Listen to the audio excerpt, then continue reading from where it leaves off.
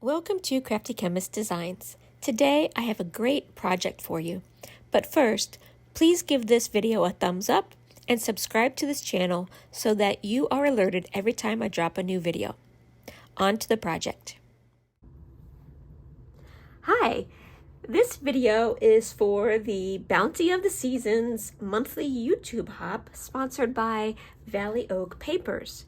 And I am going to show you how to create these fun cards. I am calling them window blind cards because they kind of remind me of the window blinds that are on patio windows, you know, the vertical blinds that you pull and they go open and close. I don't know, this sort of design just reminds me of that. I've got a few samples here, but when I was thinking of the theme Bounty of the Season, of course I was thinking Thanksgiving. And this card with the grateful, you know, for Thanksgiving and the sort of wheat in the background kind of reminded me of harvest and bounty and Thanksgiving. I have a couple of other samples here with a fall trees, the autumn leaves. And I really love this one with the sunflowers. This could also be used for Thanksgiving since it's about giving thanks. You can give thanks to somebody. I am going to use the papers from the Splendid Autumn 6x6 paper pack by Stampin' Up. This is the paper that I used for this card. Again, this is the one that really reminded me of Thanksgiving. Here's one that's got some autumn leaves. So this paper is really just about autumn, all about autumn. Look at this one. This is gorgeous. This paper is the one I used for that card there. You could just see you get 4 of each of these designs. Everything autumn. And then the backs have basically just some nice subtle patterns on them. There are a few that have some designs on them. Let's see, maybe not. I thought there were a couple with designs. Anyway, this is what I'm going to be using for my card making. So let's get started. Okay, let's get started making the card. What do we need to create this card? Let's cut our paper first. I decided to use this Cajun Craze as my base card because it just really makes me think of Thanksgiving and autumn. And I'm going to use crushed curry as my accent piece here in the middle, okay? And then for my pattern paper, I decided to use this piece from that Splendid Autumn pack. I think this has sort of the Thanksgiving autumn wheat kind of feel to it. And so I think these will all go really nice together. So let's get cutting. So for the card base, you need a piece of cardstock that is 5.5. Here we go, 5.5 by 8.5.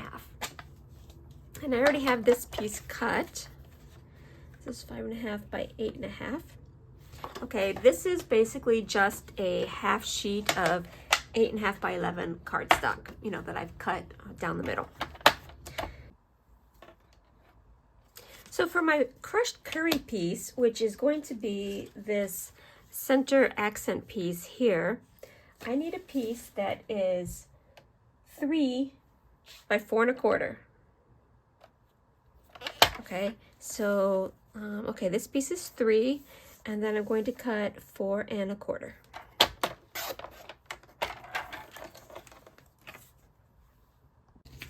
And then for your pattern piece, and this is really kind of important to think about, your pattern piece needs to be 3.5 by 3.5 square. And so you really need to think about placement. If you have a sort of a watercolored image like this, I really want, let's see, I'm going to focus on this area down here.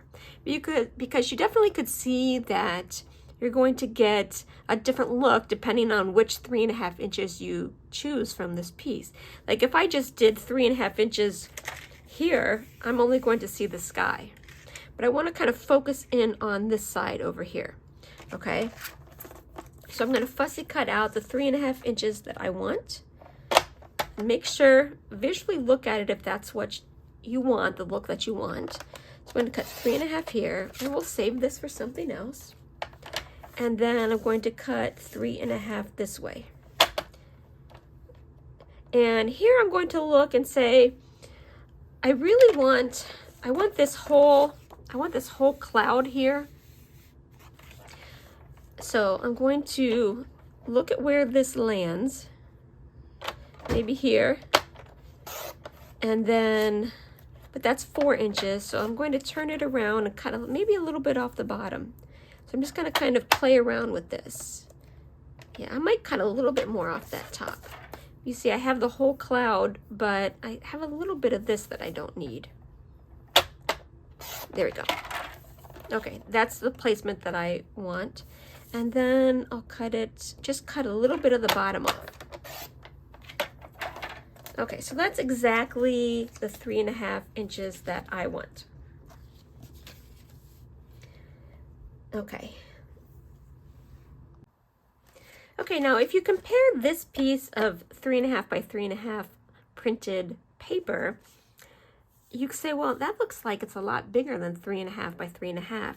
That's because I have cut it and then have a little bit of space between each piece.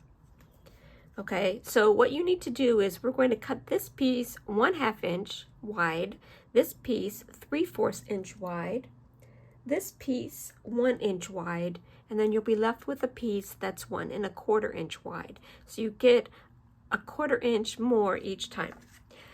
And when you're doing this, you need to be really careful that you are keeping this in order. Okay, so I'm going to start with a 1/2 inch over here, 3/4, 1 inch, 1 1/4. Okay, so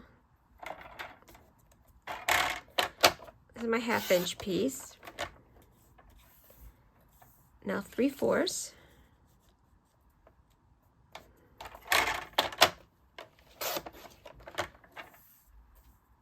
One inch.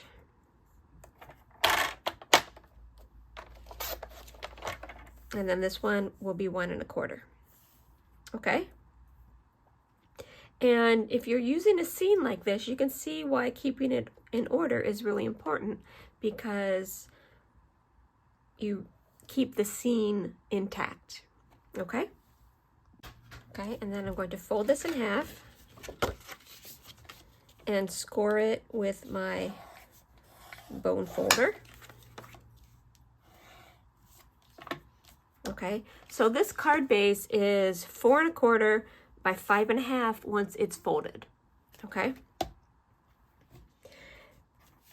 I'm going to take my piece of crushed curry that was 3 by 4 1/4, and you can see on this one I did pop it up with dimensionals. You can put it directly on the card base if you want to, but popping it up makes it stand out a little bit more. So I'm going to be using our dimensionals.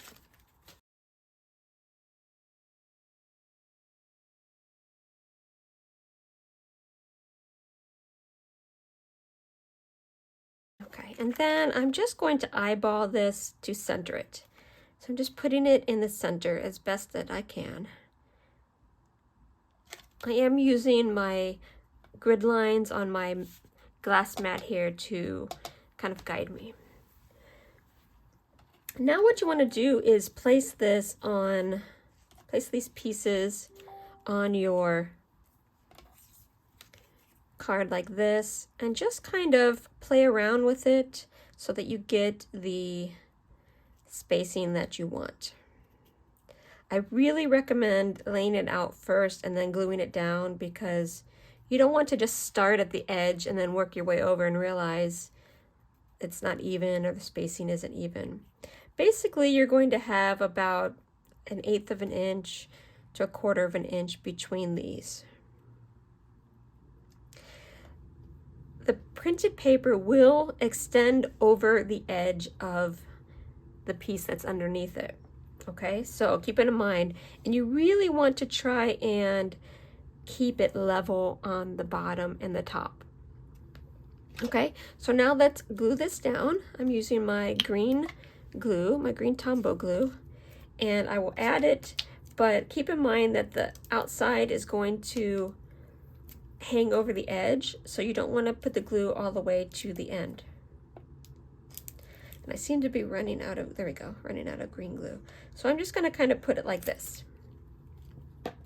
Okay, and then of course make sure you put it right side up. And hold it down for a second, but make sure the spacing is good. Make sure you're happy with the spacing. Okay, let's take this next one, do the same thing. You don't want too much glue because it can squish out.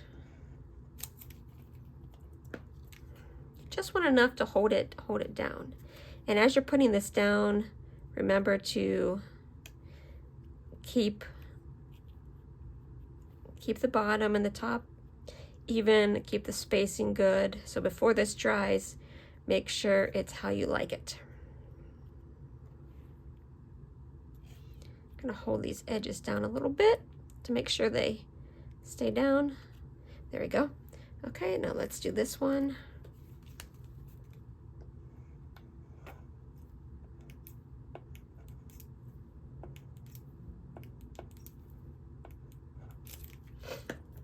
You can see they're progressively getting smaller as I go towards the left. Keep the bottom even, keep the top even, keep the spacing even.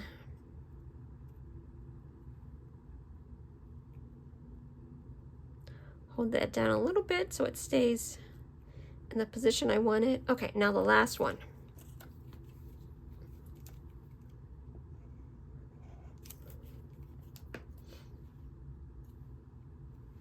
And remember, don't put glue on the edges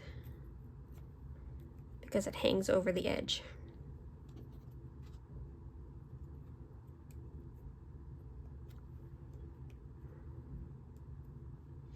Okay, it's looking great so far, isn't it?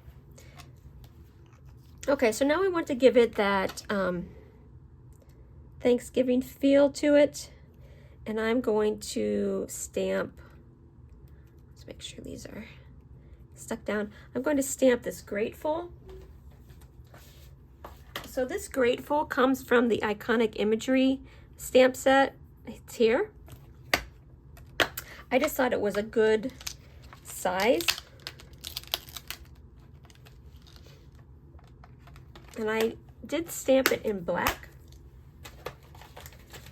And the shape that I'm using is the dies that come with or that you can get with the bundle from the Greetings of the Season. I'm using this oval one.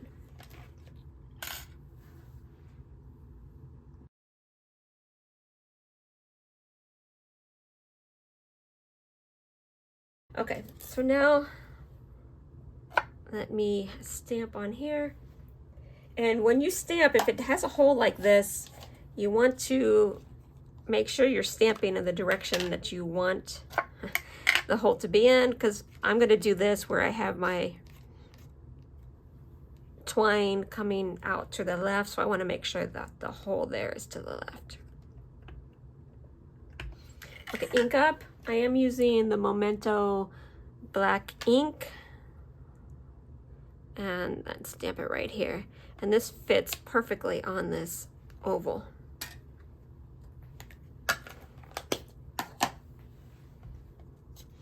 Okay, and so I am going to use the twine first before I attach it.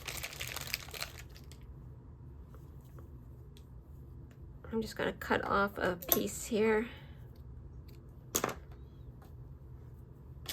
And then I like to, when I put these in, fold it in half like this. And then I take the looped edge, put it up through the hole.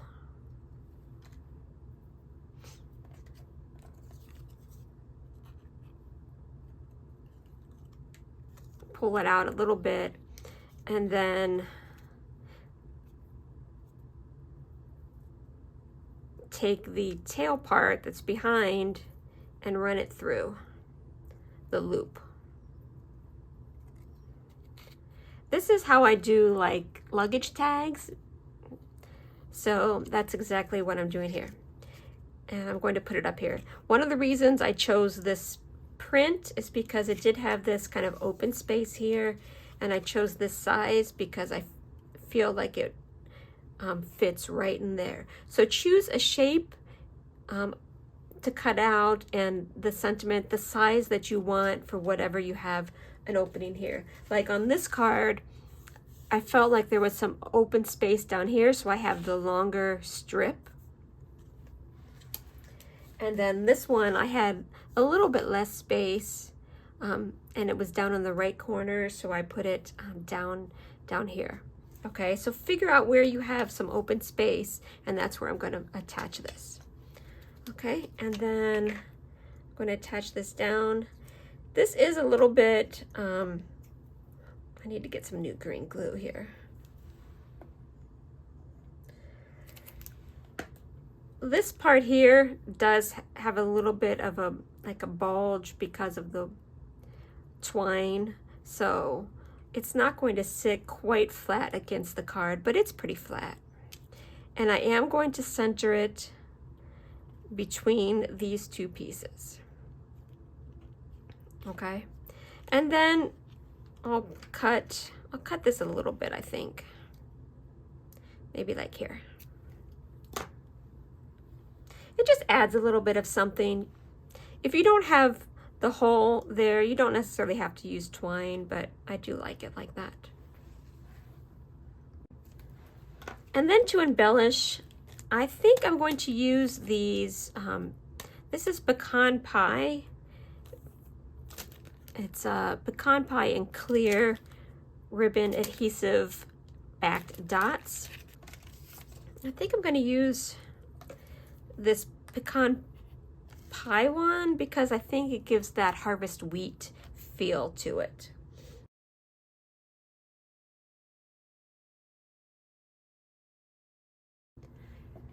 And then for the sentiment inside, since this is a sort of a dark colored cardstock where you can't really stamp, I'm going to cut a piece of basic white 4 by 5 1/4.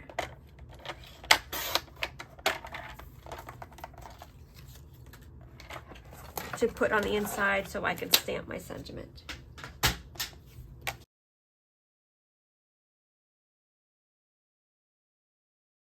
Okay, and hopefully got some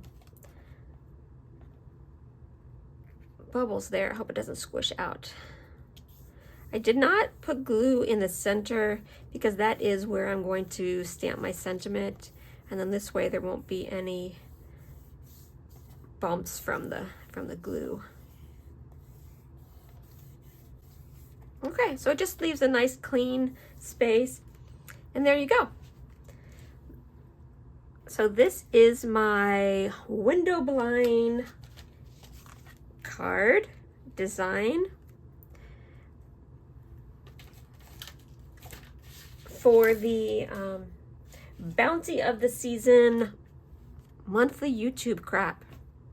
So I hope you enjoyed this. Please make sure you watch the next YouTube video in the YouTube hop, and I hope to see you next month. I hope you enjoyed the project. The products seen in the video can be purchased at my website, thecraftychemist.stampinup.net. I have a Facebook group, Crafty Chemist Designs, where I go live and do demos every Sunday. I also have a Facebook VIP group, The Crafty Chemist Presents Stampin' Up. Find me on Instagram at Crafty Chemist Designs, TikTok at Crafty Chemist Designs, YouTube at Crafty Chemist Designs, and my blog, periodicallycrafty.blogspot.com.